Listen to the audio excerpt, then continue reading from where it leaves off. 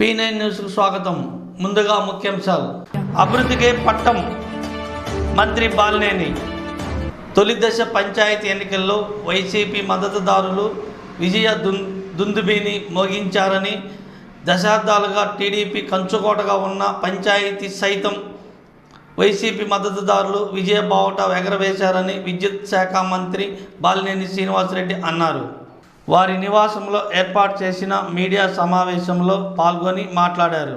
ముందుగా వైసీపీ మద్దతుతో ఎన్నికల్లో గెలుపొందిన సర్పంచులు, అభ్యర్థులు మంత్రి గారి గజమాలతో సత్కరించారు.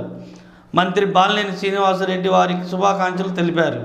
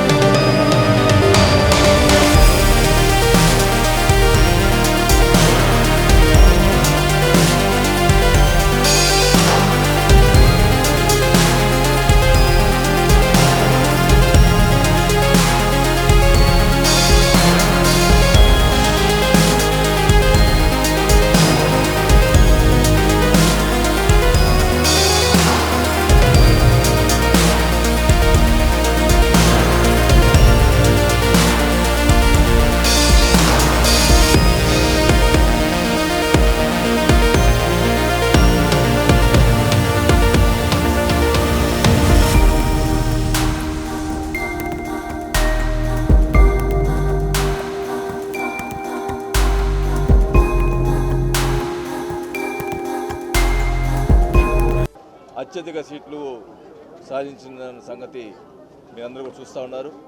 మరి ఒంగోలు నియోజకవర్గం సంబంధించి 28 పంచాయతీలు ఉంటే 24 పంచాయతీలు వైఎస్ఆర్ పార్టీ గెలుచుకోవటం నిజంగా ఈ చరిత్రలో లిఖించదగింది కూడా తెలియజేసుకుంటా ఉన్నాం.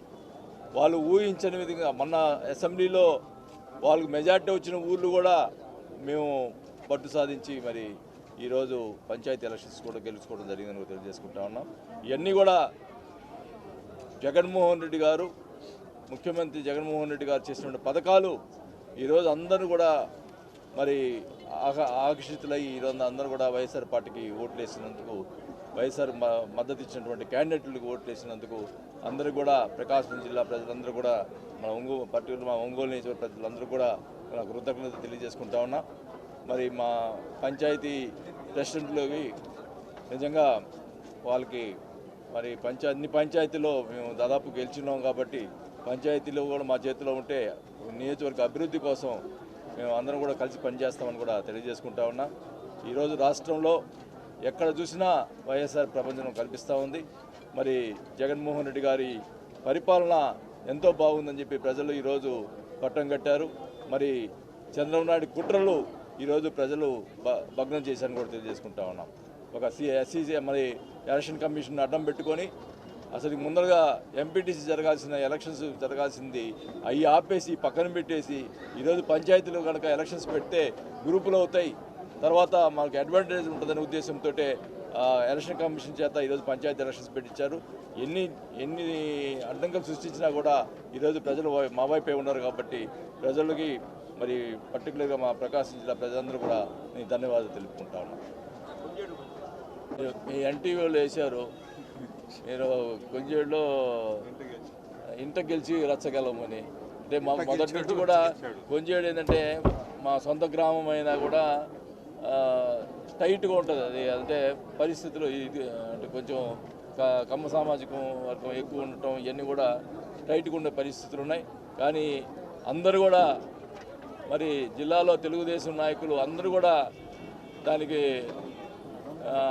సర్పంచ్ గెలవకూడదు, మంత్రి పరువు పోవాలని చెప్పి ప్రయత్నాలు చేశారు. పాపం ఏమీ లేకపోయినా కూడా మీడియాను అందరిని పిలిపించి ఇక్కడ ఏదో జరుగుతుందని చెప్పి గందరగోళం చేశారు. వాస్తవంగా చాలా మీడియా అందరూ కూడా పోయారు. అక్కడ ఎక్కడన్నా ఏమన్నా జరిగిందో మీరందరూ కూడా చూశారు. ప్రజలు స్వచ్ఛందంగా ఓట్లేశారు. ఇంత మటుకి చరిత్రలో మా కొణిజేడు గ్రామంలో రాని మెజార్టీ ఇంత మటుకి చరిత్రలో ఇంత మటుకి పంచాయతీ వచ్చిన తర్వాత ఇంత మెజార్టీ వచ్చిన దాఖలాలు లేవు. అది పరిస్థితి. మరి ప్రజలు ముందుగా నా గ్రామ ప్రజలందరూ కూడా వారికి కూడా నా ధన్యవాదాలు తెలుపుకుంటా ఉన్నా. మరి ఎన్టీవీలో వచ్చినటువంటి కథనాల్ని మళ్ళీ వాళ్ళు రిపీట్ చేయాలని తెలియజేసుకుంటూ మరి ఈరోజు ఈ కార్యక్రమాన్ని మరి అందరూ కూడా ఈ పంచాయతీ ప్రెసిడెంట్లు కూడా వాళ్ళందరూ కూడా నా అభినందన. షర్మిలమ్మ ఆంధ్రలో పార్టీ పెట్టలేదు, తెలంగాణలో పెట్టాలని ఆలోచిస్తున్నట్టున్నారు. దానికోసం మరి జగన్మోహన్ రెడ్డి గారు తెలంగాణలో మనకెందుకులే అనే ఉద్దేశంతో పార్టీ అక్కడ నుంచి మనం తీసేయటం జరిగింది. మరి షర్మిలమ్మ గారు రాజశేఖర్ గారి పార్టీ పేరుతో పెట్టుకోవాలని చెప్పి ఆలోచనలో ఉన్నారు. అది ఎవరి ఇష్టం వాళ్ళది, అంతేగాని మాకు సంబంధం లేదు.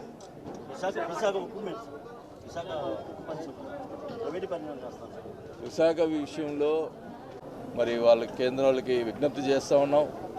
మేము ప్రైవేటీకరణ చేయొద్దని చెప్పి కూడా మేము అడుగుతూ ఉన్నాం. దాని మీద మా ఎంపీలందరూ కూడా గట్టిగా అక్కడ ప్రయత్నం చేస్తూ ఉన్నారు. ఖచ్చితంగా అది ఆపేదానికోసం ప్రయత్నం చేస్తూ ఉన్నారు. మన రాష్ట్రంలో ఉన్న బీజేపీ నాయకులు కూడా గట్టిగా ప్రధానమంత్రితో మాట్లాడి అది ఆపించాలని చెప్పి కోరుకుంటా ఉన్నాం. ఎందుకంటే ప్రైవేటీకరణ అనేది మంచి పద్ధతి కాదు. మరి అందరూ కూడా ఉద్యోగస్తులందరూ కూడా ఇబ్బంది పడే కార్యక్రమం ఉంది. కాబట్టి దానికి అందరూ కూడా వ్యతిరేకిస్తూ ఉన్నారు. మా తరఫున వైఎస్ఆర్ పార్టీ తరఫున మేము వ్యతిరేకిస్తున్నాం. లేదు, ఇప్పుడు వాసన్న ప్రణీత్ రెడ్డి గారు ఇద్దరు కలిసి మాకు ఒక ప్రాధాన్యత కల్పించాలి, వాళ్ళకు కూడా ఒక పదవి ఉండాలి, వాళ్ళు కూడా ఒకసారి సర్పంచ్గా ఉండాలని మమ్మల్ని పిలిచి మీకు ఈ పదవి బీసీ మహిళగా మా వడ్డీరాజులకి సర్పంచ్ని మా తమ్మిశెట్టి రాములమ్మని అభ్యర్థిగా ఎన్నుకున్నారు. కనుక ప్రజలందరూ ఆదరించి మాకు ఓట్లేసినందుకు వాళ్ళకి మా హృదయపూర్వక ధన్యవాదాలు తెలియజేసుకుంటూ నమస్కారం.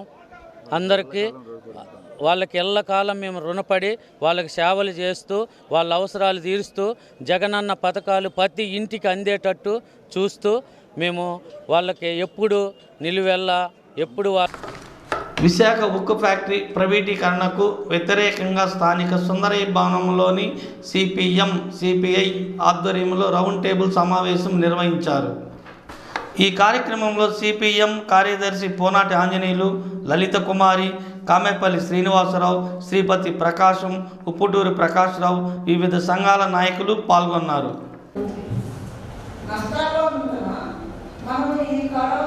అన్ని రంగాలను కూడా మరి ఎందుకని ప్రైవేట్ వ్యక్తులకి దారాదత్తం చేస్తుంది, లాభాల్లో ఉన్న సంస్థలను ఎందుకని ప్రైవేట్ వ్యక్తులకి కార్పొరేట్ వ్యక్తులకి దారాదత్తం చేస్తుంది. మొత్తం ఈరోజు ఢిల్లీలో రైతాంగం పోరాడుతున్నారు. 3 చట్టాలు, నల్ల చట్టాలు రద్దు చేయాలి. ఎందుకని రద్దు చేయకుండా అంబానీలకే ఈ 2014 నుంచి చేస్తున్నారంటే ప్రజల హక్కుల్ని, ప్రజల సమస్యల్ని, కార్మిక కర్షక ప్రజల సమస్యల్ని ఉండడానికి లేదంటే దాన్ని నిలబడే విధంగా తోడ్పాటించే వరకు సిపిఎం పార్టీగా నేను కూడా భాగస్వామ్యం అవుతామని మీ అందరికీ తెలియజేస్తూ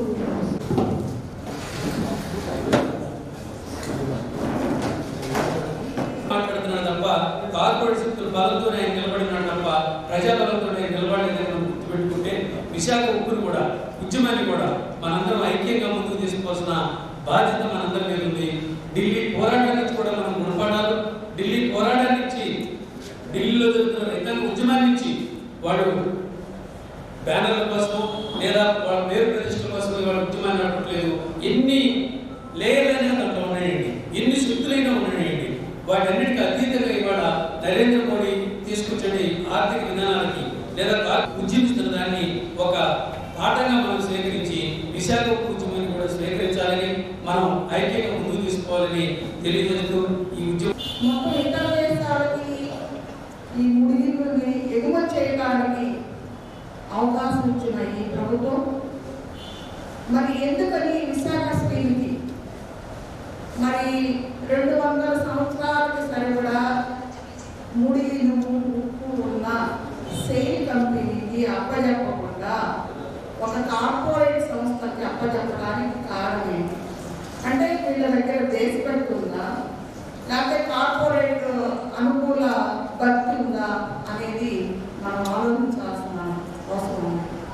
ఎందుకంటే 80% ఈ ముడిలను విదేశాలకి ఎగుమతి చేస్తున్నప్పటికీ దాదాపు ఇన్ని 70 నుంచి ఇప్పటి వరకు ఒక సొంత గనిని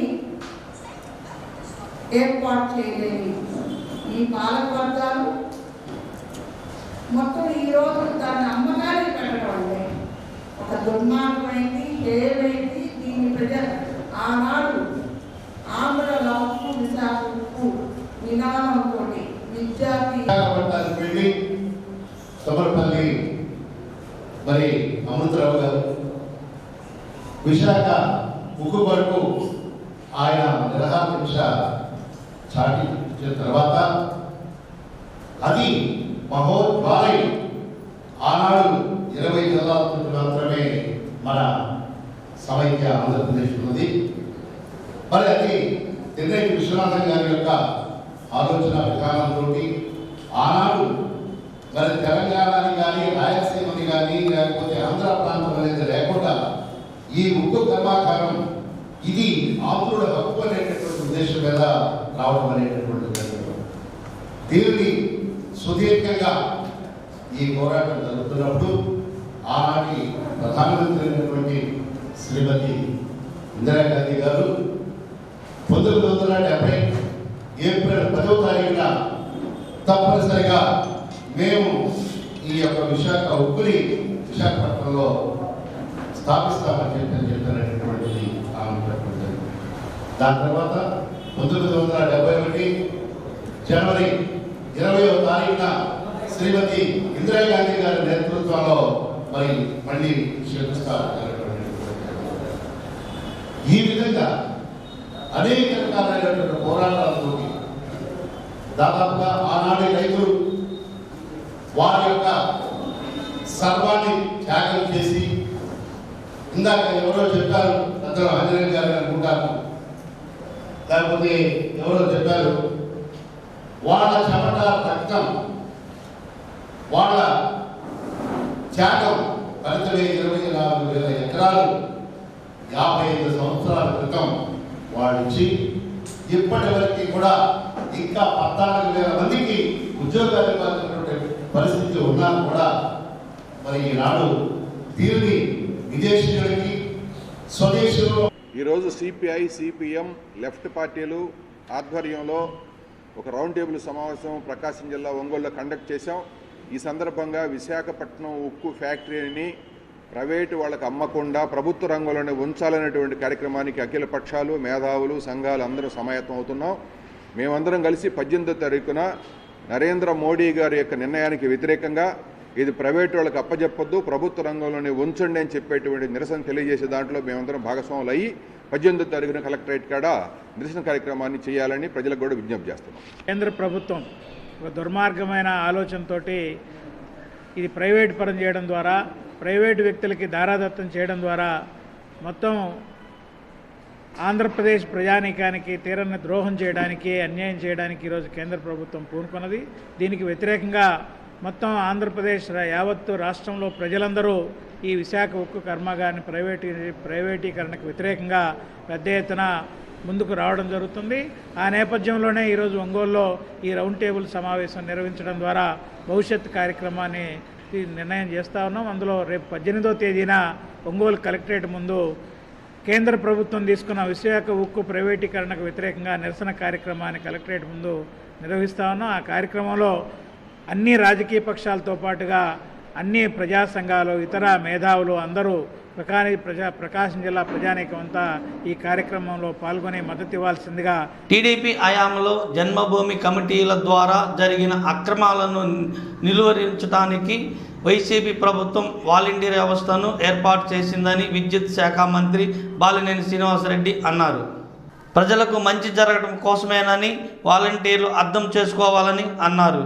వాలంటీర్లు సంస్థ అనేది కేవలం ప్రజలకు సహాయం చేసేదానికి పెట్టినది. ఇది ఉద్యోగాలు ఇచ్చింది కాదు. ఇది వాళ్ళకి ఇప్పుడు గతంలో జన్మభూమి కమిటీ ఉంది. వాళ్ళు చేసినటువంటి అక్రమాలు అట్లా జరగకుండా మరి వాలంటీర్ సిస్టమ్ పెట్టి ప్రజలకి మంచి చేయాలనే ఉద్దేశంతో జగన్మోహన్ రెడ్డి గారు పెట్టారు. అది వాలంటీర్లు అర్థం చేసుకోవాలి. జగన్మోహన్ గారు నిన్న కూడా రిక్వెస్ట్ చేశారు. ఇది కేవలం తెలుగుదేశం వాళ్ళు రెచ్చగొట్టి చేసే కార్యక్రమం చేస్తున్నారు. అది వాళ్ళ ట్రాప్లో మీరు పడొద్దు. నేను ఒకటే చెప్తా ఉన్నాం, జగన్మోహన్ రెడ్డి గారు వాలంటీర్లని జాగ్రత్తగా చూసుకుంటారు. సమయం వచ్చినప్పుడు ఆయన ఏదైనా చేస్తారని కూడా తెలియజేసుకుంటా ఉన్నాం. అంతేగాని ఈ తెలుగుదేశం వాళ్ళ యొక్క ట్రాప్లో పడకుండా వాలంటీర్లు స్వచ్ఛందంగా మరి జగన్మోహన్ రెడ్డి గారికి మద్దతు ఇవ్వాల్సిన అవసరం ఉందని కూడా తెలియజేసుకుంటా ఉన్నాం. మరి ఆ వాలంటీర్లు కూడా మేమేదో కొంతమంది పిలిస్తే పోయామని చెప్పి చెప్తా ఉన్నారు. ఖచ్చితంగా వాలంటీర్లు అందరూ కూడా ఈరోజు జగన్మోహన్ రెడ్డి గారికి ఆయన చెప్పిన బాటలోనే నడిచే కార్యక్రమం చేస్తున్నారని కూడా తెలియజేసుకుంటా ఉన్నాం. వాలంటీర్ విషయంలో జగన్మోహన్ రెడ్డి గారికి వదిలేయాల్సిందని కూడా వాలంటీర్ని నేను కోరుకుంటా ఉన్నాను. న్యూస్ ముగించే ముందు ముఖ్యాంశాలు మరొకసారి. అభివృద్ధికి పట్టం మంత్రి బాలినేని. ఈ వార్తలు ఇంతతో సమాప్తం. నమస్కారం.